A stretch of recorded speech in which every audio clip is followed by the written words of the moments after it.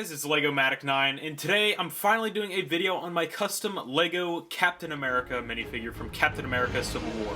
Now, this is a figure I've been working on since like May, I think is when I started him. At least I said I was going to be making him. I just never got around to making him. He was just a project that I pushed off to the side until my buddy Andy, or Delta Customs, he actually came to me and said, "Hey Aaron, would you want to finish your Captain America for me and I'll buy it off you?" And I was like, sure, why not? I've been wanting to finish this Captain America for a little while, just haven't really been motivated to. So Andy wanted me to make him this for him, so I went ahead and did it, and I definitely really love the way he turned out. So I apologize for not having a video out for like 3 weeks. I've been at college and haven't really been doing much except for this guy, so I finally had him finished, and I was able to come home this weekend so I could record this video. And yeah, so without further ado, let's go ahead and jump into the close-ups on this figure. Alright, so here is Captain America. Now, superheroes is kind of a genre of Lego figures that I pretty much stay away from. I rarely make superhero figures, and that's just because superheroes is such a popular genre of custom Lego figures out there. It's just super common, super popular, so I just don't want to be another guy making superhero figures. It's just something that I don't really want to be doing all that much. You know, I love superheroes, I love Marvel, love all that kind of stuff. It's just something I'd stay away from because I feel like it's not really my, I guess, field or whatever. I tend to just stay to Walking Dead and Star Wars and the occasional, you know, figure here and there from different areas and stuff like that. Different shows, different things like that, but it's just like superheroes is something that I stay away from for the most part. So when I wanted to make Captain America, and when Andy asked me to do it, I wanted to make it the way I wanted to make it. I wanted to make mine different. I didn't want to do what everybody else was doing with their Captain Americas. They all look very similar to one another, I'll say that. It's just, I wanted to make mine different. So throughout this video, I'll be telling you guys what I did to try to make my Captain America different from all of the other ones out there. So starting off, Captain America has a shield. Now this is just the Lego shield that I painted up. So I painted the red and painted the white on there just because Lego's printing was a little faded and the red was a little too bright. So I painted those on there, dirtied up the shield a little bit, and gave it Black Panther's scratch mark. I wasn't really going to do that until Andy asked me to do that. So added that on there, and then I painted the back of it silver there. So yeah, I'm actually going to take that out of his hand just to get that out of the way for now. So this guy, he's got painted legs there. What I did down there is I did a kind of matte black color for the boots and then did a pavement gray color for that like shape at the bottom. He's got like some straps on his boots, but I just decided to leave those off because I feel like it would make the boots look really crowded and I didn't want to make it look messy or anything like that. Then I painted on the knee pads and did the outlines and stuff for the knee pads down there in kind of like a semi-gloss black, and then I used some pavement gray and some red on there to give it some accents and stuff. Then I added some paint work on the back there as well. So moving on to the torso, this is where kind of like my stuff kind of comes in here. So I just used the Lego torso. I don't really feel like painting one. I know my buddy Dylan hates when people mix painted parts and printed Lego parts, but personally I'm fine with it. It's just a personal preference. You know, I felt like Lego did a good job printing it, so I wasn't going to just repaint something that might not look as good.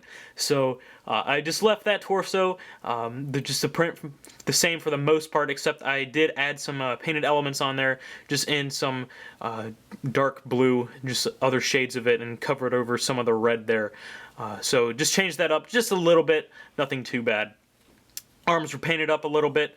I added some black and some red detail on there and a little bit of silver. I know he does have the A's on his shoulder, but at the end of the movie, I believe he took those off.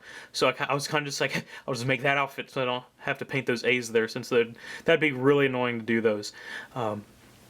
So on the torso here, one thing I did add that is a little different was the cloth straps. He's kind of got that harness or whatever, so I made that out of some cut-up Cape Madness cloth. So I've got the kind of like the shoulder straps and the harness, and all of those meet at the back there. So these actually wrap fully around his, as you can see, this cloth just wraps all the way around, and it meets right here. Got the little, I don't know what you want to call it, that little buckle there that holds them all together, and then he also has a belt that wraps around his waist, and I used E-tape, just 2 little thin layers of E-tape for the pockets there, the little pouches on his belt. And then I did another layer of E-tape for that silver buckle there. And then he also just has some other pockets and details painted on the back there. So now we're moving to the head. Now this is kind of like where I wanted to do things differently than other people. Now the biggest thing that people do, like the most common thing they do for Captain America's cowl or his helmet or whatever you want to call it, is the flash cowl. I believe my buddy Ross, he started that kind of trend back in, God, I don't even know. He started doing that, and everybody else started doing that after him, and so I was like, I don't want to use that. So I took the Ultron helmet that came with Ultron from the Avengers a few years ago, had one of those laying around, and I modified the crap out of that thing. Sanded it down a lot, sculpted on it and everything just to give it the right shape here and there, make the eyes a little smaller, a little more defined there because they were pretty round and they angled up, so I don't want that. So I changed the shape of the eyes, added like the part of the helmet that kind of like dips down right here because it didn't have that, and then I carved out the ears a little bit because the Ultron one came at like a sharp 90-degree angle right there, so I was like, huh, that's not how ears work. So I changed that up, make it look more round, and then I also sculpted on the little, I guess the little lip that kind of like sticks out on the back of the helmet here, so it does stick out just a little bit. And then I sculpted it on the A. Then I painted all of it in the blue color, added some black detail, and then added some silver detail for like the wings, I guess, on the side. Painted the A in silver, and then added some silver battle damage here and there. And the strap, I also put that on there. I felt like that'd be something cool to do rather than painting one on. I did a cloth chin strap, so that's glued in like right here and here, and then same spots over here and here. Painted that brown, added the little silver details, and painted the little like chin part right there that fits around his chin. And then I also used the regular Captain America head, except I removed the mouth and repainted it so he wasn't smiling. So yeah, definitely really loved the way that turned out. The helmet is definitely my favorite part of this. I think it just makes this figure stand out amongst all of the other Captain Americas. So hopefully you guys really like that detail on him. One thing also that the helmet is actually removable. I didn't glue the chin strap onto the head. It's just kind of weird to take off, and I always scratch off the paint on the mouth whenever I do it, but it can be done, so it's not stuck on there forever, so I can swap out heads or whatever when I want. So yeah, that is pretty much it for all of the little details and stuff on Captain America. I really like how this figure turned out. It's going to be hard letting this thing go. So let's go ahead and close off this video.